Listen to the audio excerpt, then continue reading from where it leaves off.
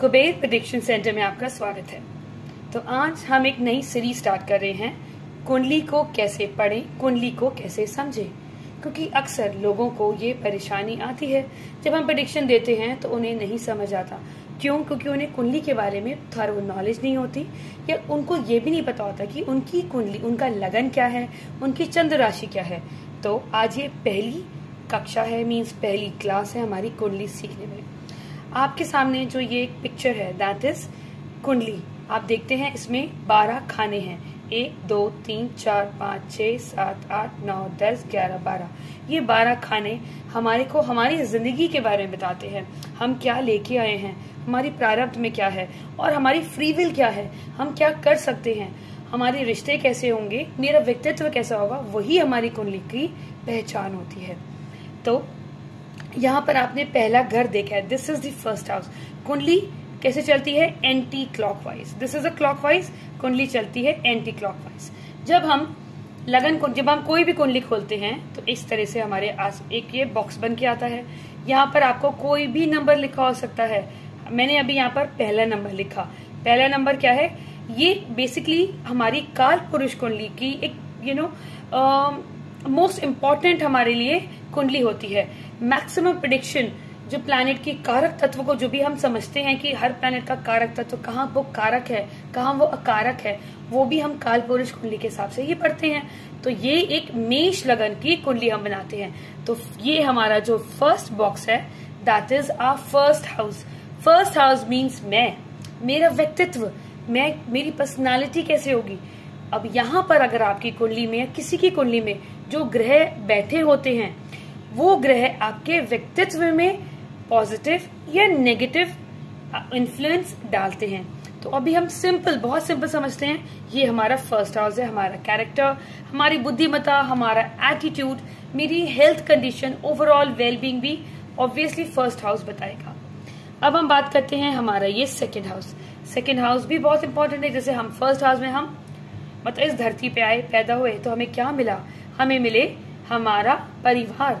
तो this is second house. Second house हमारा परिवार, हमारा धन, हमारी वाणी, और नरिशमेंट के लिए हमारे लिए क्या इंपॉर्टेंट है? हमारा फूड मीन्स खाना। खाना भी हम सेकेंड हाउस से देखते हैं। तो सेकेंड, अगर आपको हम अपने लाइफ में अपना धन देखना है या किसी और की, कहते हैं ना, कई बार हम देखते हैं कि इसकी वाणी बहुत मधुर है, तो मतलब कहीं ना कहीं सेकेंड हाउस में बहुत अच्छे पॉजिटिव प्लैनेट्स बैठे हैं, या उनका एस्पेक्ट हम लोग बात करते हैं, उसके बारे में डिटेल में बात करेंगे। तो ये हो गया हमारा सेकेंड हाउस। अब हम आगे बढ़ते हैं। तो अब हम थर्ड हाउस पे। अब हम थर्ड हाउस की बात करते हैं। थर्ड हाउस भी बहुत इंपॉर्टेंट है, क्योंकि हमारा पुरुषार्थ है, हमारा पराक्रम है, हमारे छोटे भाई बहन हैं, हमारा करेज है, हमारे में कितनी विल पावर है, मेरे छोटे भाई बहन, हमारे नेबर्स भी हम थर्ड हाउस से देखते हैं। अब हम बात करते हैं फोर्थ हाउस। अगर फोर्थ हाउस हमारा क्या हो गया? मेरी माँ किस तरह की होगी, मेरी माँ से मेरी किस तरह की अंडरस्टैंडिंग होगी, कैसा रिलेशनशिप होगा, मेरी माँ मेरी लाइफ में मुझे क्या क्या, मेरी माँ से मुझे आशीर्वाद मिलेगा, क्या क्या मैं अपनी माँ से प्राप्त करूंगा। ये घर हमारे कंफर्ट का है, सुख सुविधाओं का है, वाहन का है, प्रॉपर्टी का है। कई लोगों के देखते हैं मल्टीपल प्रॉपर्टीज होती हैं। कई लोगों को बहुत परेशानी होती है अपना घर बार बनाने में। क्यों? वहां पर फोर्थ हाउस एक इंपॉर्टेंट और fourth lord important role play करता है। अब हम बात करते हैं हमारा फिफ्थ हाउस। फिफ्थ हाउस क्या हो गया? फिफ्थ हाउस हो गया हमारे बच्चे, हमारी बुद्धि, हमारा पूर्व पुण्य भाव। और फिफ्थ हाउस क्या हो गया? फिफ्थ हाउस हो गया हमारी एजुकेशन, हमारा लव अफेयर। तो फिफ्थ हाउस बहुत इंपॉर्टेंट है। अब हम बात करते हैं छठा घर, सिक्स्थ हाउस। सिक्स्थ हाउस एक त्रिक भाव है। ये एक उपाच्य स्थान के नाम से भी आपने सुना होगा, उपाच्य स्थान है। त्रिक भाव वो होते हैं जो हमारे लाइफ में कहीं ना कहीं प्रॉब्लम्स दिखाते हैं। उनकी दशा महादशा में हमें कुछ ना कुछ ऑब्स्टिकल्स, प्रॉब्लम्स हमारी लाइफ में आती है, कुछ रिश्तों की वजह से आती है। छठा भाव हमारे रोग रिपोर्टेड का है, हमारी हेल्थ कंडीशन का है, हमारे कंपटीशन का भी है। अगर ये भाव बहुत बड़ी बली हुआ तो हम अपने दुश्मनों के ऊपर टूट पड़ेंगे। हम कॉम्पिटिटिव एग्जाम्स में बहुत ही बढ़िया रिजल्ट आएगा। बड़े बड़े IAS ऑफिसर्स अगर बनना होता है, बड़े बड़े कॉम्पिटिटिव एग्जाम्स को क्रैक डाउन करना होता है, तो हमारे लिए छठा भाव मजबूत होना, स्ट्रांग होना बहुत इंपॉर्टेंट है। अब हम बात करते हैं सेवेंथ हाउस। मैक्सिमम क्वेश्चन आजकल 7th हाउस के आते हैं। क्यों? क्योंकि ये हमारे फर्स्ट हाउस हमारे लगन है, 7th हाउस हमारे लगन से ऑपोजिट है। तो मीन्स हमारे स्पाउस का, या मतलब हम ये कह सकते हैं कि हम द भाव ऑफ अदर पर्सन, ठीक है। इस भाव को हम मैरिज से जोड़ते हैं। हमारे स्पाउस अगर वुमेन है तो मैन के लिए भी उसका हस्बैंड कैसे होगा, और if you are a man तो आपकी वाइफ कैसे होगी, पत्नी कैसे होगी, वो आपका 7th हाउस बताता है। किस तरह की कंडीशन में है, अच्छा है, बुरा है, कौन से ग्रह बैठे हैं, उसके बारे में डिटेल में स्टडी करेंगे। ये भाव हमारे लिए इसलिए इंपॉर्टेंट है। ये भाव अगर बहुत बली होता है तो हम बहुत बड़े बिजनेस में आते हैं। हमारे बिजनेस का एक्सपेंशन भी हम 7th हाउस से देखते हैं। अब हम बात करते हैं अष्टम भाव। ये भी एक त्रिक भाव है। त्रिक भाव मीन्स वो भाव जो हमारी लाइफ में बहुत ऑब्स्टिकल्स लेके आता है, ऑल ऑफ अ सडन हमारी लाइफ में ट्रांसफॉर्मेशन लेके आता है। बट हम जब बहुत रिसर्च करते हैं, गहरा अध्ययन करते हैं, वो भी अष्टम भाव हमारे लिए बहुत हेल्पफुल होता है। कोई चीज गुप्त होती है, क्योंकि अष्टम भाव है धरती से नीचे, समुद्र से नीचे, दैट इज अष्टम भाव, दैट इज छुपा भाव। इसको हम मृत्यु का भाव भी कहते हैं, या मृत्यु तुल्य कष्ट जब हमें में होता है तो अष्टम का भाव होता है। बट ये भाव ही होता है जो हमें एंसेस्ट्रल प्रॉपर्टी देता है, हमारे पेरेंट्स से, या हमारे इन लॉ से, या हमारे किसी भी रिश्तेदारों से। हमें जब ऑल ऑफ अ सडन हमें वेल्थ मिलती है, प्रॉपर्टी मिलती है, तो ट्रेजर मिलता है, तो यही भाव हमारे को देता है। अब हम नेक्स्ट भाव पे आते हैं, that is 9th house, house of हमारे भाग्य। हम क्या लिखवा के लाए हैं। भाग्य का मतलब हो गया वो चीज जिसमें मैंने बहुत मेहनत नहीं करी, मुझे वैसे ही मिल गई बिना मेहनत के या कम मेहनत के, दैट इज भाग्य। हमारे फादर, दैट इज मेरे पिता को अगर मुझे स्टडी करना है, मेरे पिता की जिंदगी कैसे होगी, वो भी मेरा 9th हाउस ही बताएगा। 9th हाउस हमारे लॉन्ग डिस्टेंस ट्रैवल का होता है। 9th हाउस हमारे धर्म का भी होता है कि हमारे विचार कितने धार्मिक हैं, हम अपने जिस धर्म में मैं पैदा हुई हूँ उस धर्म से हम कितने अटैच रहेंगे, वो हमें 9th हाउस ही बताएगा। 9th हाउस बहुत ही इंपॉर्टेंट है। अब हम बात करते हैं 10th हाउस। 10th हाउस क्या हो गया? 10th हाउस हो गया हमारे ओवरऑल कर्म, हमारे कर्मों का स्थान है। हाउस ऑफ फेम, नेम हमें इस घर से मिलता है। हम जो इस घर में बैठा हुआ जो प्लैनेट होता है, वो प्लैनेट हमारे कर्मों में कहीं ना कहीं अपना अच्छा या बुरा प्रभाव डालता है। अब हम बात करते हैं 11th हाउस। हाउस ये घर क्या है? उपाच्य स्थान। ये घर है लाभ का, गेन्स, प्रॉफिट्स का है, डिजायर्स का है। क्योंकि ये भाव अगर बहुत बहुत शक्तिशाली हुआ, बहुत स्ट्रेंथ में हुआ, तो आप अपनी जिंदगी में बहुत सारे डिजायर्स लेके पैदा हुए हैं। आपका ये हाउस ऑफ नेटवर्क है, हमारे फ्रेंड सर्कल है। मेरे अपने फ्रेंड सर्कल से कितनी अच्छी मेरी मित्रता है, मेरे फ्रेंड सर्कल मेरे लिए कितने हेल्पफुल हैं, या उनकी वजह से मुझे प्रॉब्लम आएगी, या उनकी वजह से मुझे फायदा मिलेगा, किस तरह के रिलेशनशिप मेरे होंगे, वो मेरी 11th हाउस की कंडीशन बताती है। अब ये हो गया मेरा 12th हाउस। 12th हाउस क्या हो गया? House of expenditure, losses, and house of foreign trade, house of foreign investment. Investment के लिए ये हाउस अच्छा होना बहुत जरूरी है। बिजनेस के लिए भी 12th हाउस इंपॉर्टेंट बहुत होता है, क्योंकि ये हमारे इन्वेस्टमेंट का है। हमारा जब पैसा बढ़ता ही कैसे है? जब हमारे डिजायर्स पूरे हो गए पैसा कमाने के, तो 12th house plays an important role. क्यों? क्योंकि हम इन्वेस्ट करेंगे तभी तो मल्टीप्लाई करेगा हमारा पैसा। तो मगर ये हाउस को हम लॉसेस का भी कहते हैं। यहाँ पर जब भी प्लैनेट बैठता है, कहीं ना कहीं उसकी स्ट्रेंथ में कहीं ना कहीं गिरावट देखने को मिलती है, उसकी स्ट्रेंथ थोड़ी सी वीक हो जाती है। That is the 12th house. और ये हॉस्पिटल्स का भी है, जेल्स का भी है, एजाइलम्स का भी है, स्पिरिचुअलिटी का भी है। एंड 12th हाउस को हम कहीं ना कहीं योग से, तपस्याओं से हम जोड़ते हैं। But this is a house of giving, charity. कहते हैं ना, हम जितना दान करते हैं वो वो हमारा 12th हाउस बताता है। ये आपकी कुंडली के 12 भाव हमने बात कर लिए। तो ये हमारे भाव हो गए। अब हम समझते हैं कि कुंडली में हमारे 1st house, 5th house, 9th house, ये हमारे लक्ष्मी स्थान हो गए। 1st house, 1st, 5th and 9th house, ये हो गए हमारे लक्ष्मी स्थान।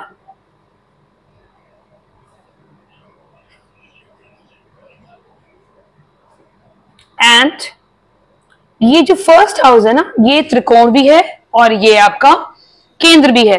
1st house, 4th house, 7th house and 10th house, ये आपके क्या बन गए, ये बन गए आपके केंद्र हाउस, मींस विष्णु स्थान।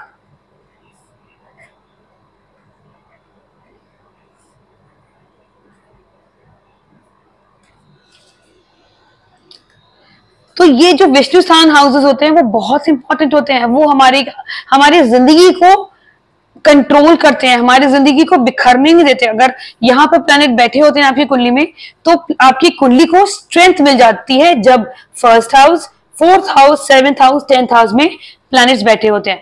लक्ष्मी स्थान हो गया आपके 1, 5, 9, मींस ये आपके लक्ष्मी स्थान, वो भी बहुत इंपॉर्टेंट है हमारी वेल्थ के लिए। अब हम बात करते हैं, आपने देखा होगा कि यहाँ पर राशियां पड़ी होती हैं। जैसे अगर हमने ये तो कालपुरुष कुंडली की बनाई है, दैट इज मेरी मेष राशि। अगर आपकी कुंडली में हो सकता है यहाँ पर, आपकी कुंडली में यहाँ पर 4 नंबर लिखा हो सबसे फर्स्ट हाउस में, मतलब आपकी बन गई, क्या बन गई आपकी, कर्क, कर्क लगन हो गया। तो दिस इज आवर लगन। तो सबसे पहले जो हमने बात करी थी, यहाँ पर हमारे 12 घर हैं और 12 घर में हमारी राशियां होती हैं। तो कितनी राशियां हो गई, 12 ही राशियां। तो जो फर्स्ट हम देखते हैं, अगर आपने कुंडली में जहां पर भी फर्स्ट मींस 1 नंबर देखा है, वो होगी हमारी मेष। मेष, इसके जो रूलर हैं हमारे मंगल देव, दैट इज मार्स। मेष मींस एरीज, एरीज मींस जिनकी नंबर 1 है, that is 1, that is Aries राशि हो गई। ये आपका अगर फर्स्ट हाउस में 1 है तो एरीज लगन हो गया, एरीज राशि हो गई। और इसके जो आपके जो ग्रह हो गए, इसके जो लॉर्ड हो गए, राशि लॉर्ड, वो है हमारे मंगल देव। अब हम बात करते हैं दूसरी राशि की, वो होगी आपकी वृषभ। इसके जो रूलर हैं वो हैं हमारे वीनस, दैट इज आपके शुक्रदेव। तो अगर आपकी फर्स्ट हाउस में सेकंड लिखा है, कहीं पर भी सेकंड नंबर लिखा है, आपको ये समझिए सेकंड नंबर क्या है, वो हो गया आपका वृषभ, दैट इज शुक्र की राशि है। अब हम बात करते हैं तीसरा, दैट इज तीसरे अगर नंबर लिखा है, इसका मतलब हो गया मिथुन। मिथुन का मतलब हो गया आपकी जेमिनी, और इनके जो देव हैं वो हैं आपके बुध देव।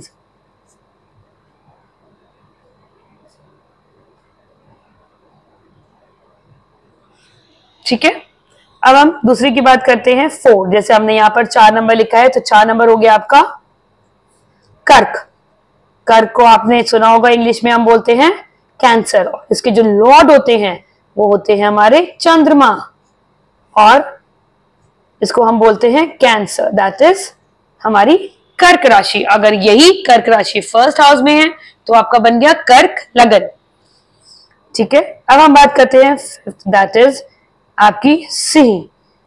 सिंह राशि के जो लॉर्ड हैं वो हैं हमारे सूर्यदेव, जो इस पूरी सृष्टि के चलाते हैं। तो Surya is the the most powerful.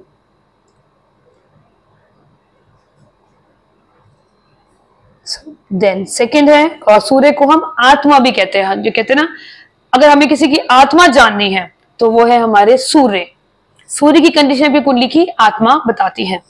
अब हम बात करते हैं छठी जो राशि है वो है हमारी कन्या राशि। इसके लॉर्ड कौन बनते हैं, इसके लॉर्ड बनते हैं बुध देव, और इसको बोलते हैं हम वर्गो इन इंग्लिश। ठीक है, और लियो दैट इज सूर्य और चंद्रमा की एक एक राशि होती है, इनकी अपनी राशि, दैट्स इट। और सभी ग्रहों की 2-2 राशियां होती हैं। अब हमारे 7th राशि बन गई हमारी तुला। बन गए आपके तुला में बन गए आपके फिर से शुक्रदेव। शुक्रदेव तुला के राशि के लॉर्ड बन गए, और इसको इंग्लिश में हम बोलते हैं आपकी लिब्रा। अब हम 8th दैट इज वृश्चिक। वृश्चिक का मतलब हो गया स्कॉर्पियो। जहां पर 8 नंबर अगर आपकी कुंडली में है तो इसका मतलब उसका जो रूलर हो गया, वो राशि का नाम हो गया वृश्चिक, दैट इज स्कॉर्पियो, और उसके रूलर हो गए हमारे मंगल देव। इसमें हम केतु को भी वृश्चिक में ही जोड़ते हैं, उसके बारे में हम आराम से बात करेंगे। अब 9th राशि आपकी आ गई धनु राशि। ठीक है। और अगर यही धनु साइन 9th नंबर अगर आपके लगन में है, फर्स्ट हाउस में है, तो आप बन गया आपका धनु लगन। धनु के जो लॉर्ड हैं हमारे बृहस्पति देव, दैट इज जुपिटर।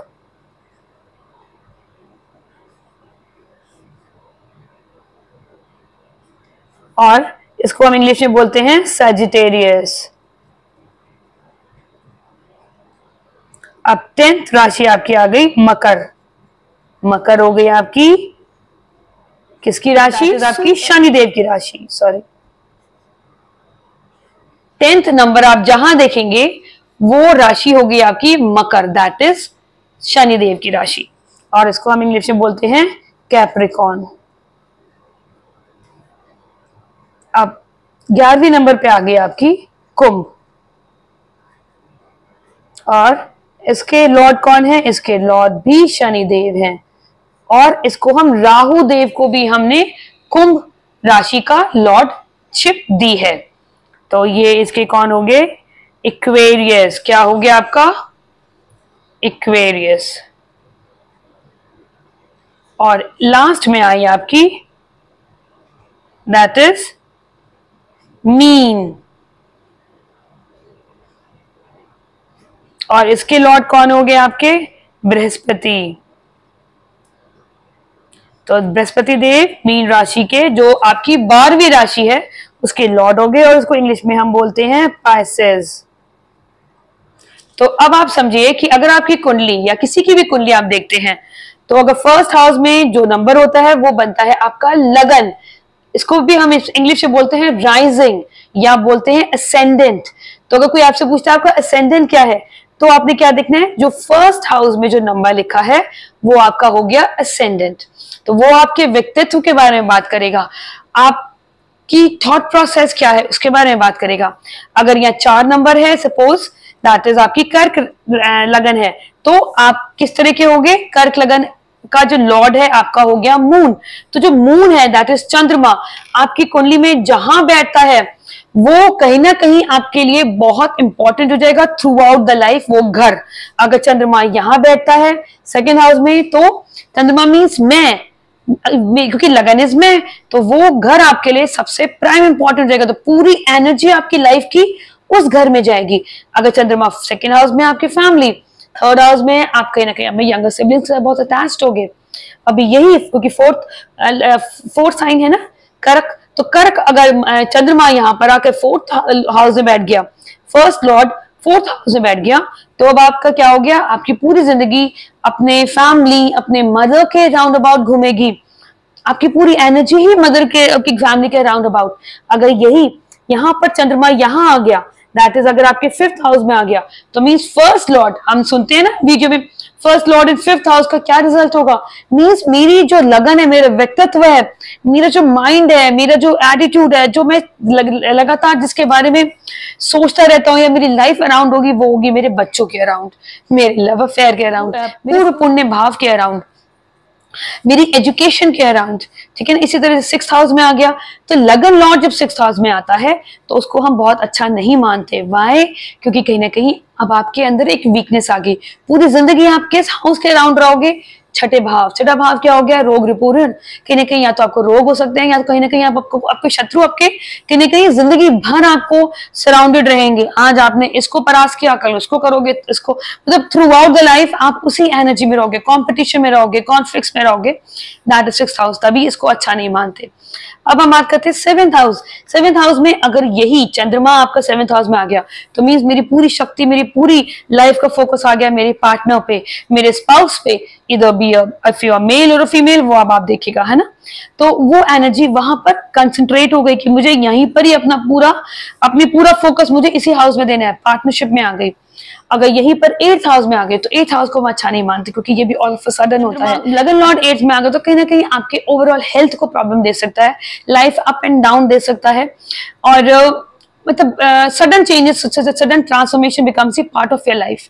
अब यही अगर आपका लगन लॉर्ड मीन्स चंद्रमा अगर आपका फॉर एग्जांपल 9th हाउस में हुआ, 9th हाउस हमारे भाग्य का है, तो हम उसे बोलेंगे बच्चा भाग्यवान पैदा हुआ है, वो इंसान भाग्यवान है, क्योंकि वो अपने भाग्य में आके जुड़ गया, अपने फादर से जुड़ गया, तो फादर की ब्लेसिंग्स हमेशा रहेगी, गुरु की ब्लेसिंग्स हमेशा रहेगी।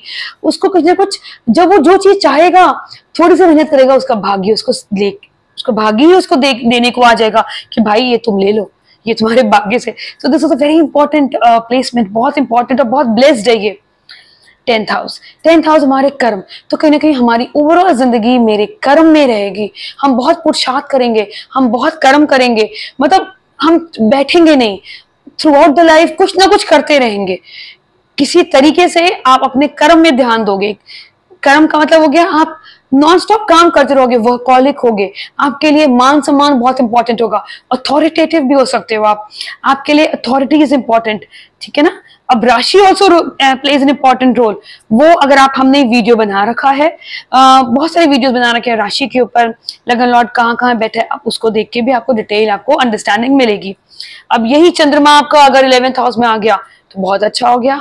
अब आपकी बॉडी आपकी बहुत इंपॉर्टेंट, मतलब बहुत हेल्दी बॉडी हो गई, डिजायर्स हो गए आपके, और यहीं पर ही बहुत पॉजिटिव हो गए, तो आपके डिजायर्स पूरे होंगे, आपके फ्रेंड्स आपके लिए बहुत हेल्पफुल होंगे, फ्रेंड्स का हमेशा सपोर्ट मिलेगा, डिजायर्स भी हमेशा पूरे होंगे। This is a best thing. अभी यही चंद्रमा अपने से 12वें चला गया, इसको अच्छा नहीं मानते। या तो आपको कहीं ना कहीं फॉरेन लैंड लेके चला जाएगा, या आपको कहीं ना कहीं losses, maybe you feel lack of energy, immunity problem भी हो सकती है, आप बहुत जल्दी जल्दी बीमार हो सकते हो, या कहीं ना कहीं आपको आइसोलेशन बहुत पसंद होगा, आप हमेशा भीड़ भाड़ से अलग रहना चाहोगे, आइसोलेटेड, शांति में, या कहीं ना कहीं आपके अंदर होगा कि मैं अलग रहूं। या अगर ये बहुत प्रबल है तो आप फॉरेन कंट्री में जाके आपकी किस्मत बहुत चमक सकती है। आप कहीं ना कहीं आप योगा, स्पिरिचुअलिटी से जुड़ सकते हैं। इस तरह से हम स्टडी करते हैं। अब दूसरी जो मोस्ट इंपॉर्टेंट चीज होती है, हम देखते हैं डिग्रीज। हम क्या देखते हैं? डिग्री, क्योंकि डिग्री ही होती है जो हमारे को जो रिजल्ट देती है कि हमारी डिग्री कैसे होगी। सपोजली सबसे पहले हम डिग्री की बात करते हैं। आप देखेंगे जो ग्रह होते हैं वो फर्स्ट होते हैं 0 से 6 डिग्री। 0 से 6 डिग्री का मतलब हो गया आपकी कौन सी अवस्था होगी? आपकी ग्रह की जो अवस्था है, ग्रह मीन्स यही जो प्लैनेट्स के बारे में बात करें, वो होगी आपके बाल अवस्था, ठीक है। और आपको फिर प्लैनेट की जो कैपेसिटी होगी रिजल्ट देने की वो होगी 25%। मीन्स जो प्लैनेट में जो बल है अपने दशा महादशा में रिजल्ट देने का। अब हम दूसरे की बात करते हैं 6 से 12। 6 से 12 बहुत अच्छा हो गया, ये हो गया मीन्स प्लैनेट अब आपका युवा हो गया, मीन्स युवा अवस्था में आ गया। तो कहीं ना कहीं अब प्लैनेट के पास जो रिजल्ट देने की क्षमता होगी वो होगी आपकी 50%। अब बात करते हैं 12 से 18, मीन्स अब आप एक पूर्ण युवा हो गए, पूर्ण तरीके से आपकी युवा अवस्था है। आप जानते हैं युवा मीन्स अब आपका मतलब when you are in your early 25 तक। अब 25 के बाद 30-35 तक आप एक पूर्व युवा हो गए, मीन्स आपके पास एनर्जी भी होगी, एक्सपीरियंस भी होगा, तो कहीं ना कहीं अब प्लैनेट आपको 100% रिजल्ट देंगे। अब हम बात करते हैं एक और डिग्री, दैट इज 18 to 24। अब ये होगी पौड़ अवस्था, मीन्स अब आप कह सकते हैं जब आप 40, 45, 50 के आसपास आप आ जाते हैं, तो यहाँ पर जो प्लैनेट हुआ उसकी जो रिजल्ट देने की क्षमता हुई वो हुई आपकी 50%। अब हम बात करते हैं दैट इज अगर प्लैनेट की डिग्री हुई 24 to 30 डिग्री, तो ये क्या हो गया? ये होगी वृद्ध अवस्था। वृद्ध अवस्था, अब यहां पर आपके प्लैनेट की जो रिजल्ट देने की क्षमता हो गई वो होगी आपकी 25%। तो कभी कभी हम कहते हैं ना, अरे अगर हम डिटेल में स्टडी नहीं करते तो हम देखते हैं कि अरे हमें तो लगा था कि हमारा बहुत ही बढ़िया रिजल्ट होगा जब हम मतलब ये वाली ग्रह दशा आएगी, बट हमें तो बहुत बढ़िया मिला नहीं। ऐसा क्यों? ऐसा इसलिए नहीं क्योंकि ग्रह की जो डिग्री थी वो बहुत बढ़िया डिग्री नहीं थी। अब हम एक और एग्जाम्पल लेते हैं। तो आपने त्रिकोण और केंद्र के बारे में भी सीख लिया। हम सुनते होंगे अरे भाई आपका राजयोग है क्योंकि केंद्र और त्रिकोण का स्वामी एक साथ बैठे हैं। तो इसका मतलब अगर आपने हाउसेस में देखा जो राशियां होंगी आपको वो राशियां उस हिसाब से आपको रिजल्ट देंगी। एक मिनट, एक एग्जाम्पल हम और ले लेते हैं।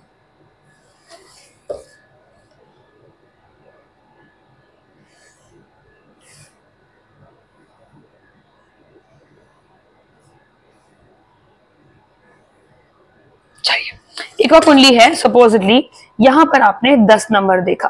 10 नंबर हमने क्या पढ़ा था, ये है हमारे मकर, दैट इज यहाँ के जो लॉर्ड हो गए दैट इज आपके शनिदेव। अब शनिदेव आपकी कुंडली में जहां बैठेंगे वो उस घर को लेके चलेंगे, बट हमें देखना है शनिदेव की कौन सी दो राशियां हैं, 10 और 11। तो शनिदेव आपको इन दोनों हाउसेस के रिजल्ट देंगे और जिस घर में बैठे होंगे शनिदेव आपको वहां के रिजल्ट देंगे। और अगर आपको अपने, अगर मकर लगन है आपका, आपको देखना है कि मेरे को वेल्थ कहां से मिलेगी, तो शनिदेव का घर है ना, और ये राहु का भी घर है, तो शनिदेव जहां बैठे होंगे वहां से आपको वेल्थ मिलेगी अपनी जिंदगी में। तो यहाँ पर आप 12 नंबर यहाँ आ गया, ये 1, ये 2, ये 3, ये 4, ये 5, ये 6, ये 7, ये 8, ये 9। तो यहाँ पर अगर आपको हमें लाभ के बारे में देखना है तो लाभ के देवता कौन गए, वृश्चिक, वृश्चिक मतलब स्कॉर्पियो, इसके कौन हो गए स्वामी, मंगल देव। तो मंगल कहाँ बैठे हैं, मंगल की कंडीशन क्या है, वहां से हमें लाभ मिलेगा। अगर हमें अपने स्पाउस को देखना है तो स्पाउस का घर कौन सा हो गया, 7th हाउस, वहां पे जो राशि है दैट इज कैंसर साइन। तो कहीं ना कहीं हमें ये दिखाता है कि जो हमारा स्पाउस होगा वो थोड़ा इमोशनल होगा, भावुक होगा, करुणामयी होगा, बट चंचल भी होगा, मूड स्विंग्स होंगे, है ना। तो और ये मून कहाँ बैठा होगा, वो हाउसेस हमें बताएंगे कि हमें स्पाउस हमें कहाँ से मिल सकता है। और ये अगर आप किसी बिजनेस में आना चाहते हैं तो हमें बताएंगे कि मैं किस तरह का बिजनेस करूं, मैं सेल्फ एफर्ट में करूं या पार्टनरशिप में करूं, ऑनलाइन करूं या घर में बैठ के करूं, वो चंद्रमा जहां बैठा होगा वो बताएगा। और चंद्रमा अगर कर्क लगन है तो कर्क लगन में आज चंद्रमा बैठते तो लगन राशि भी वही हो गई और आपकी चंद्र राशि वही होगी। और चंद्रमा हमारे मन का, हमारे चंद्र राशि को बताता है। तो चंद्रमा जहां भी आपकी कुंडली में बैठेगा वो होगी आपकी चंद्र राशि। अगर चंद्र राशि के बारे में आपने डिटेल स्टडी करना है कि आपकी राशि मेष राशि के आप हैं आपका, या आप वृषभ राशि के हैं, राशि नॉट लगन, तो उसके डिटेल वीडियो हमने बना रखे हैं अपने इसमें, डिटेल जिसमें आपको थॉरो अंडरस्टैंडिंग हो वो आप देख सकते हैं। आई होप आपको ये हमारी नई स्टार्टिंग अच्छी लगी होगी। कोई डाउट है तो आप हमसे पूछ सकते हैं, जल्दी ही इसका सेकंड पार्ट भी हम लेके आएंगे। Thank you so much, stay blessed, जय बालाजी, और सब्सक्राइब जरूर करिए हमारे कुबेर प्रेडिक्शन सेंटर को, सो दैट हमें मोटिवेशन मिलती रहे। हमारे चैनल पे आए हैं तो इसको लाइक करें, शेयर करें, सब्सक्राइब करें कुबेर प्रेडिक्शन सेंटर को। Thank you so much, stay blessed.